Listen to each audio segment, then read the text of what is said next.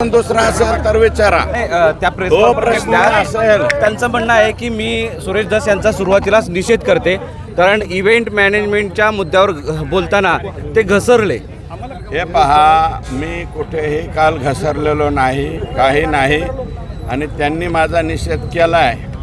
तर मला असं वाटतं त्यांनी माझं जे कालचं स्टेटमेंट आहे SP ऑफिसच्या समोरचं ते पुन्हा एकदा रिवाईज करून पाहावं. त्याच्यात ऑब्जेक्शनेबल कुठलेही बाब मी बोललेलो नाही. आणि हा संतोष देशमुख यांच्या हत्येपासून हे डायव्हर्ट करण्याचा प्रकार आहे. इथून पुढं तुम्ही तो प्रश्न विचारू नका. माझ्या ठाई प्राजक्ता माळी हा विषय संपलेला आहे. हा डायव्हर्ट करण्यासाठीचा तो जर गैरसमज असेल तर गैरसमज दूर केला पाहिजे. त्यांचा गैरसमज जे आहे तो त्यांनी दूर करून घ्यावा.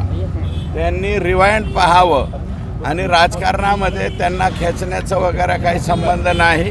त्या काय माझ्या दुश्मन नाही.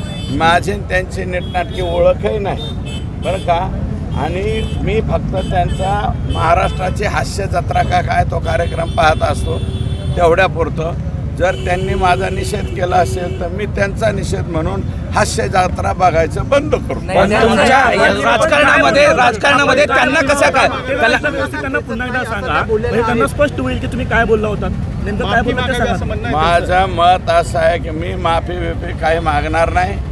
आणि हा विषय कृपया इलेक्ट्रॉनिक मीडियाला हात जोडून पाया पडून विनंती, संतोष देशमुखच्या खुनाचा जो प्रकार झालेला आहे अतिशय निर्घृणपणे अमानवी आणि अतिशय चुकीच्या पद्धतीने खून केलेला आहे. या खून प्रकरणावरून तुम्ही कोणीकडे बी हिरोईनकडे ढकलू नका.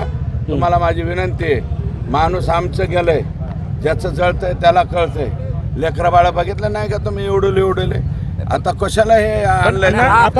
सोडून द्या. चला, हा डायव्हर्टचा प्लॅन आहे का? डायव्हर्ट करण्याचा प्लॅन आहे का?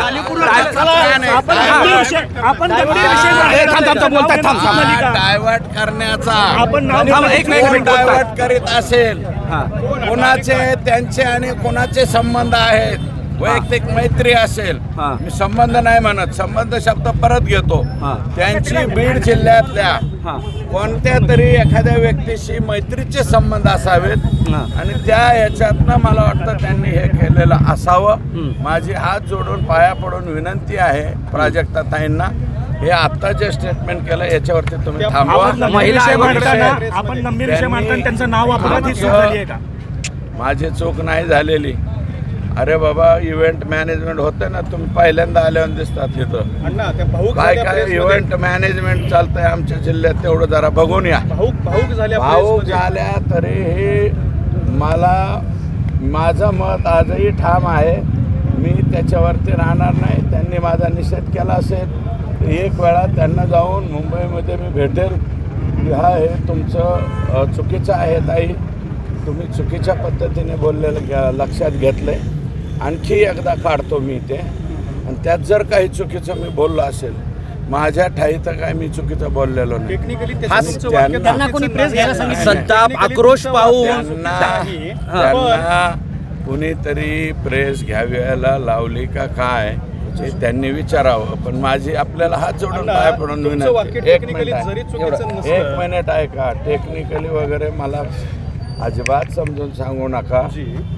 मला टेक्निकली कळतं, नॉन टेक्निकल बी कळतं, गुरामागलं कळतं, खुरप्याचं कळतं, सगळंच कळतं बरं का.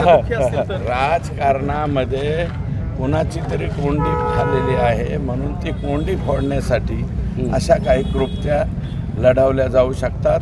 संतोष देशमुख यांच्या हत्या प्रकरणाचा फोकस डायव्हर्ट व्हावा यासाठी केलेली प्रेस कॉन्फरन्स.